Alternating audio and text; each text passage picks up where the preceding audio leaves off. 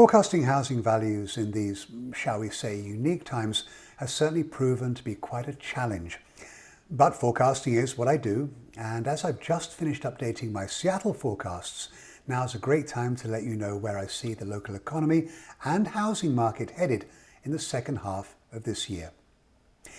From an economic perspective, COVID-19 hit hard, and it led to the loss of 332,000 jobs in the Tri-County area alone. But we have started to see a bit of a recovery, with over 122,000 of the jobs lost returning over the course of the last 90 days. Now that still leaves us down by around 210,000 jobs, but I do remain at least somewhat hopeful that we will continue to see more jobs returning as we move through the balance of the year. However, given Governor Inslee's latest guidelines in regards to reopening, I now expect the pace of recovery is going to likely be slower than I would have hoped for. It's increasingly clear to me that not all the jobs lost to COVID-19 will ever return, and many of the jobs lost won't return until 2021, maybe even 2022. And because of this, my current forecast is for employment in the Seattle metro area to have dropped by around 70,000 jobs versus 2019, and Pierce County employment lower by roughly 12,600 jobs when compared to the year before. But even with lower employment, I just don't see these job losses acting as a significant headwind, at least when it comes to ownership housing demand. I say this as most of the jobs that were shed were in the service sector. And these workers in general, well, they're not homeowners, they are renters. The employment picture, well, it certainly isn't pretty. But the housing numbers for the first half of this year, well, they support my thesis that our economic contraction, it's not negatively impacting the ownership housing market. In fact, the data shows the Seattle region, after a very brief pause in April and early May, has really been outperforming, relatively speaking. Year to date through June, single-family home sales in the Tri-County area are down by 14%, but prices, however, are still up. As far as slowing sales are concerned, this is more a function of inventory constraints rather than any lack of real demand.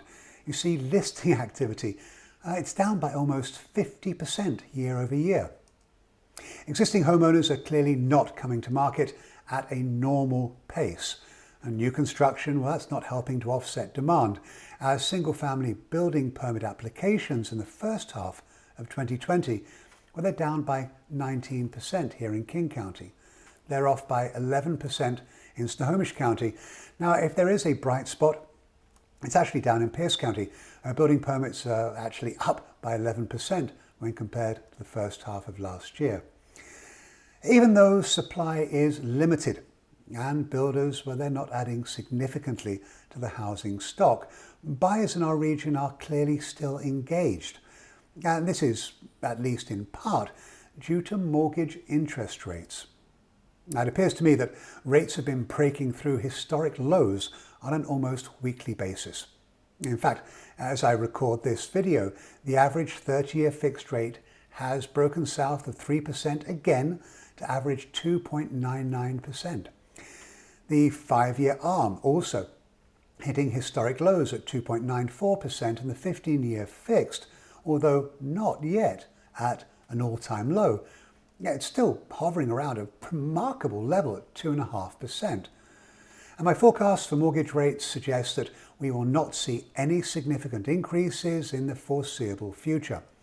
In fact, I would be very surprised to see rates on 30-year hitting 4% any time before 2022.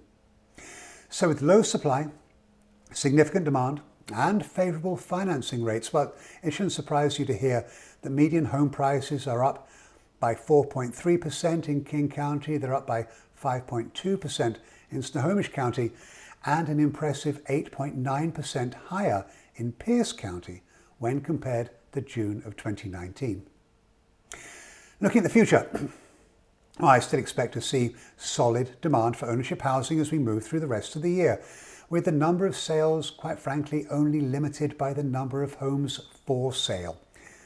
Now, as far as prices are concerned, affordability will limit price growth in the relatively expensive King County. But I'm still forecasting prices to be up by 5.4% in 2020. Up in Snohomish County, they're still working through issues at Boeing, but even with these headwinds, I'm looking for sale prices to be higher this year by 5.8%. Finally, Pierce County. They've certainly benefited with lower home prices relative to both King and Snohomish counties. And this allowed the South End market to outperform for quite some time now. And I do expect this is going to continue. And I'm actually going to say this, home prices in Pierce County will be higher by 10.6% this year when compared to 2019.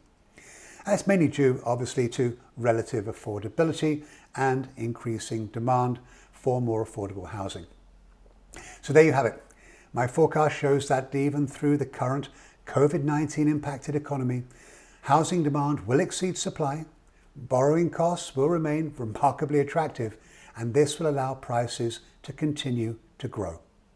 The big question now becomes whether we will see even more demand from homeowners and some renters who may start looking to move away from our urban areas and into the more suburban markets or even rural markets, because their need or their desire to be close to their offices, well, that is likely to shift if more of them decide they are going to start working from home more permanently rather than temporarily.